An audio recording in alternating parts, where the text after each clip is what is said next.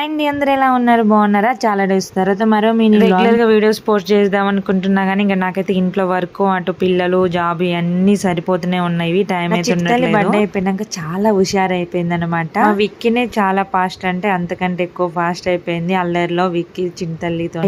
నేను early morning 5కే లేస్తుంటే నాతో పాటు ఆమె కూడా లేచి వంటగదిలోనే ఉంటది. ఏం పని చేయనియదు, అయినా గానీ పని చేసుకొని పోవాలి కదా. ఇంకా సో వాళ్ళ డాడీ ఉంటే నేను పిల్లల్ని డాడీ దగ్గర పెట్టేసి నేనైతే వర్క్ కంప్లీట్ చేసుకున్నా. కానీ తను లేని టైంలో అయితే ఇద్దరు నా దగ్గరనే ఉంటారు. ఇక నేను వెళ్ళేటప్పుడు అయితే కొండంత భారంతోనే వెళ్తాను.